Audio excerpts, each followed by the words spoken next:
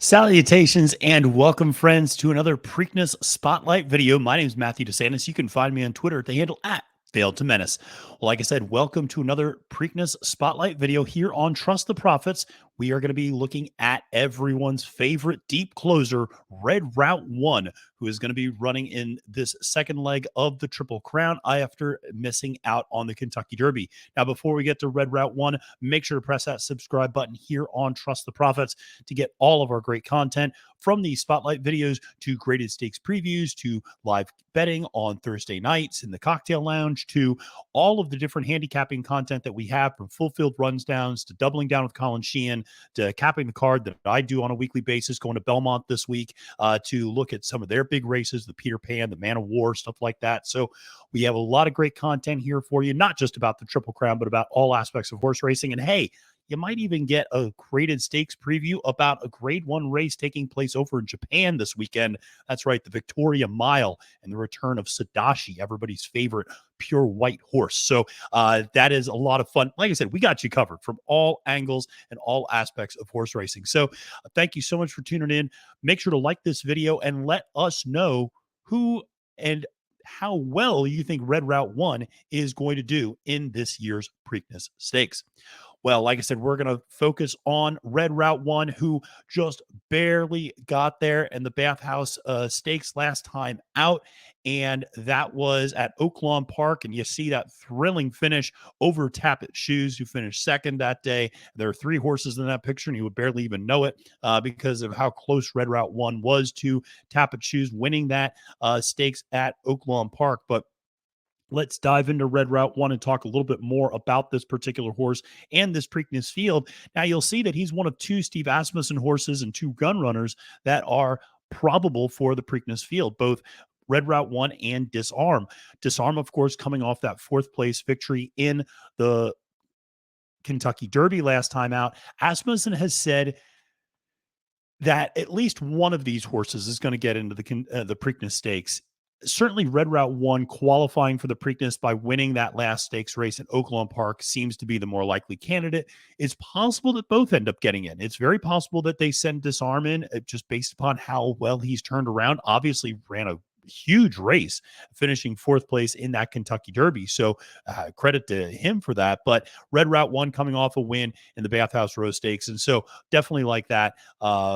Form finally coming in, finally getting the job done. And I think is a very live potential here in this particular race. But the concern with Red Route 1 is that he is a pace dependent horse. He likes to come from the back of the pack. And when you look at this field, there's not a ton of early speed. You look at a horse like Confidence Game, who will probably be pretty forwardly placed. Horse like Chase the Chaos typically sits a little further back. Same thing's true with Perform. First Mission might be up there in a pretty forward position.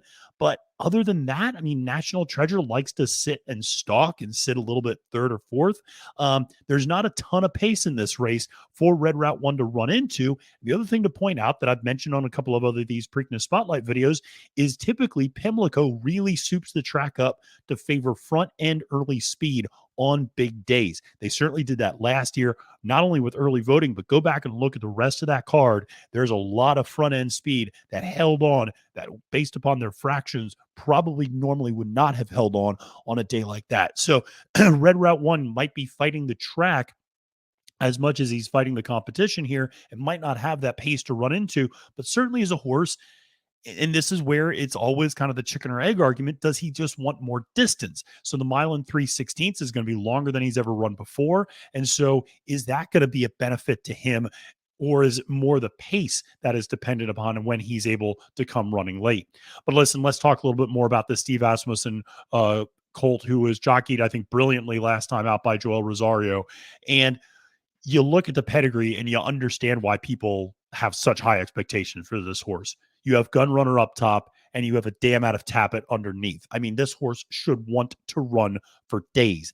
This is a horse that, quite frankly, should just go to maybe the National Steeplechase Association, start running 3-4 mile races, because this horse should absolutely love the distance and will absolutely be able to get that classic distance.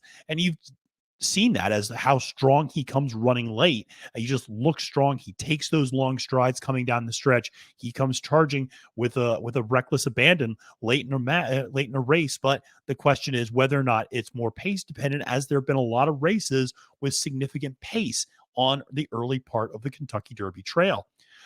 Well, let's take a look at his past performances here. And you see that he's a horse that almost gets there a lot of the time. Almost got there in the Southwest Stakes against Arabian Lion, or Arabian Knight, I should say. Almost got there in the Rebel Stakes against Confidence Game. Arkansas Derby did not run a particularly good race that day. That was, I think, a one where a lot of people were expecting a little bit more out of this horse on that day. Just didn't really get there. Then you had the Bathhouse Row Stakes, comes charging late and kind of gets back to form. The interesting thing about Red Route 1 is, of course, he has a solid foundation underneath, winning his second time out on the turf at Kentucky Downs. And I think that is something to make note of, because what happened in that Southwest Stakes? Sloppy track. What happened in the Rebel Stakes? Sloppy track. What happened in the Arkansas Derby? A dry, fast track. Maybe there is something to that. Maybe this is a horse that likes a little bit of moisture in the ground. That was when he maybe runs his best. He certainly does have that turf horse turn of foot, that acceleration, that kind of push button ability to come running late at the back. So he does seem maybe better suited for the turf long term, but obviously has shown so much ability on the dirt that's hard to ignore. Has run against fantastic competition, obviously going from the Breeders' Futurity, finishing third that day behind Loggins and behind Forte, then coming back on the street sense, not running as well. That was a race two. Phil's actually won that day at Churchill Downs.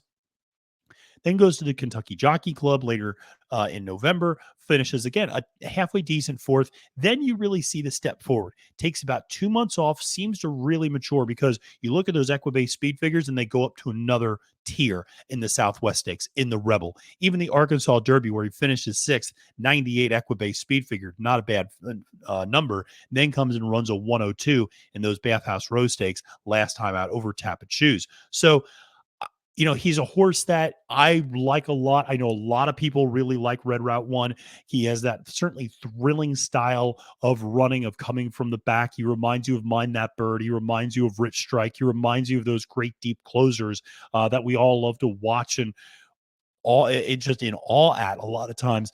But the question is whether or not he is capable of doing it against this caliber of competition. Now, going back to who's going to be in this race, it's not maybe the most overwhelming Preakness Stakes. You have a lot of horses outside of Mage that really don't win a whole lot. I mean, a horse like National Treasure, a really nice horse, but doesn't win very much. Horse like Confidence Game, really before that Rebel Stakes, hasn't really won that much prior to that.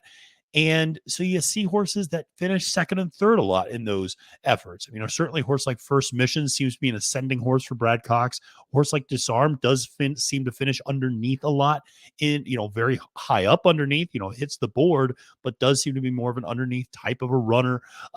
Chase the Chaos is a little bit more of a long shot. So is Perform, who's going to be running late as well. So it's interesting because you have several horses in this field that are going to be running late, like Blazing Sevens, like Red Route 1, like Perform. These are all horses that like to come from the back of the pack. So going to be interesting to see whether or not Red Route 1 is going to be able to get the job done with a lack of pace up front, maybe also maybe fighting a speed favoring track as well. But certainly a horse that one has to take seriously in this spot for Steve Asmussen. I think ultimately Red Route 1 is kind of who we saw he was in the Southwest, and I think in the Rebel, which is he's going to come running like heck at the end of the race. You'd be foolish not to include him in your vertical exotics because he's going to pick up the pieces, but I just don't think he's going to get there ultimately. He's a hard horse to bet on to get there at the end. I mean, he barely got there in the Bathhouse Row Stakes against lesser competition. It was a good race, but against let's not, mince our words, against lesser competition. That's going to be a hard ask for him to be able to do in this particular spot, I think. Am I going to be including him on my exactas and my trifectas? You bet I am, because that's what I did in the Rebel and that's what I did in the Southwest, and it was very profitable for me on both days. So he's a horse to use underneath, I think, but I don't view him as any more than that. I think he actually is kind of on the outside looking in as a potential win contender. So that is our spotlight of Red Route 1 in the 148th running of the Preakness Stakes. Make sure to press that subscribe button here on YouTube to get all of our great content on Trust the Profits. Make sure to throw me a follow on Twitter at the handle at Fail to Menace. Until next time, friends, my name is Matthew DeSantis, wishing you a great and profitable day at the races and reminding you that it's now post time.